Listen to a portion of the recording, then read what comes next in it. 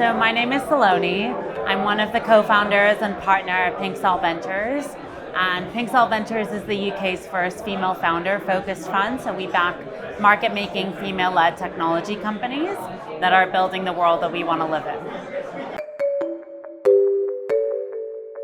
Sure. So I guess LPs, VCs, a lot of capital allocators are missing out on certain things when it comes to capital allocation. So one of those things is sort of investing in emerging managers, first-time fund managers, diverse fund managers. Those categories, if you will, or those asset classes have been outperforming the market for decades to come, and a lot of LPs still don't invest in those types of funds. And so obviously that's a huge amount of capital being left on the table in terms of having these mandates of only investing in fund 3 onwards of a specific fund or brand. That's one thing. And then obviously, in terms of our positioning, we see that a lot of diverse founders, female founders in our case, don't get funded at the first couple of stages, and they're overlooked by the market when really they could be generating huge returns and creating huge companies.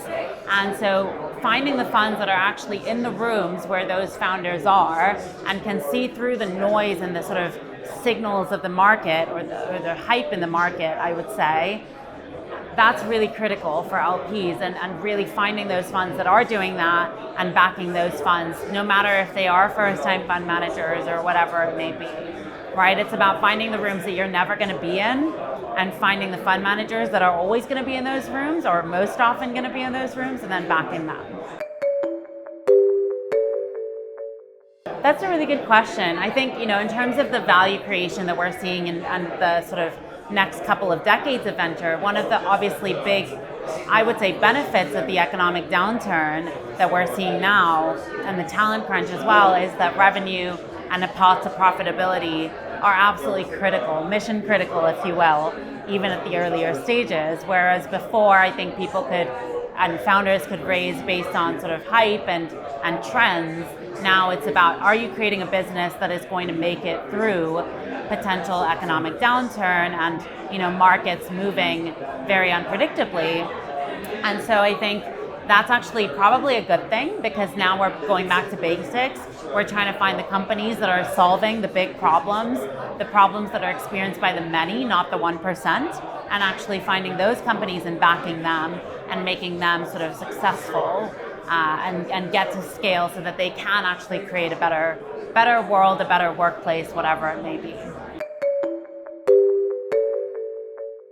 Yeah, so I think, in terms of the economic downturn and the sentiment in the venture market, I think there is obviously a lot of pessimism, a lot of cynicism, but actually if you're deploying only now, you're probably going to have an insane vintage of your fund, right? Because you're deploying in a downturn, for us, we're deploying at the earliest stage, which means in 5 to 7 years, when those companies are ready to IPO or exit, the market will have recovered at least a little bit, if not significantly, right? And game-changingly.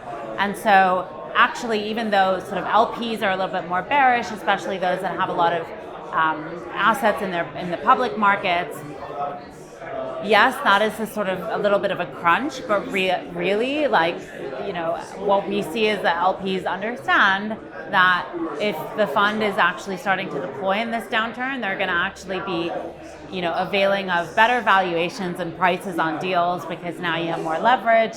It's a buyer's market, if you will. And then also at the earliest stages, you're not encountering the cutoff of capital at the later stages, because your companies aren't there yet. So even though maybe that's controversial to say, I actually think it's quite a good thing. Sure. So that's a really great question. Obviously, I love what I do. Otherwise, I wouldn't be here. And I think, I come from a very international family, but I'm Indian, and in India's society is very patriarchal, and so I've grown up looking at and observing women that are overlooked or are not allowed to live up to their full potential. And so it's really exciting to me to be backing or finding and backing the next generation of self-made female billionaires, because the world could use a little bit of rebalancing of the energy in the business ecosystem, in the technology ecosystem. And I think, women build more consciously, they build actually more sustainably, and they're much more capital efficient across data sets. We see this. And so actually finding those female-led technology companies that are being able to benefit from this and in this economic environment can actually be an incredible returning fund. And then of course, Pink Cell Ventures, we're the first female founder fund in the UK. Both my co-founder and I, we've been doing this for a couple of years, backing women, and people know that if you see a female founder on a deck, you send it to Pink Cell Ventures. So obviously it's a great positioning, and we're ex-operators. We know how to build businesses. We've done it before. We've hired, we've fired, we've done all of those things. And so we are, really hands-on with our portfolio companies in terms of making sure that they get to the next level of funding and they get to the next level of growth, which is ultimately what we're here for. So yeah.